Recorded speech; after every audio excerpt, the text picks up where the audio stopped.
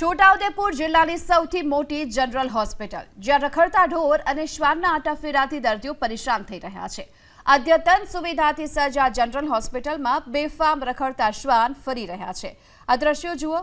પ્રસૂતિ વિભાગમાં શ્વાનના આટા મારી રહ્યો છે અને હોસ્પિટલમાં સારવાર માટે આવતા લોકોને ડર લાગી રહ્યો છે। સ્થાનિક આગેવાનો અને દર્દીઓ પણ માંગ કરી રહ્યા છે કે વહેલી તકે સરકાર આ બાબતે ગંભીર નોંધ લે। આ મુદ્દે જનરલ હોસ્પિટલના ઇન્ચાર્જ સુપ્રિન્ટેન્ડન્ટ કેવલ મોદી સાથે વાત કરતા તેમનું કહેવું છે કે આખી હોસ્પિટલમાં એક જ સિક્યોરિટી ગાર્ડ છે અને તેના કારણે આ મોટો ઇશ્યુ છે। ઉપલી કક્ષાએ વારંવાર લેખિત અને મૌખિક રજૂઆત કરી હોવાની વાત પણ તેમણે કરી। અમારે રોડ પર તમે જોઈ લો કે કેટલા ઢોરો રખડે છે, એનાથી કેટલા એક્સિડન્ટ થાય છે। કૂતરાઓ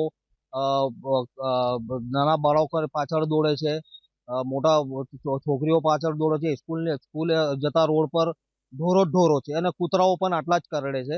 એટલે મારી ગવર્મેન્ટને એવી અપેક્ષા છે કે એમનું કંઈ નિકાલ કરે।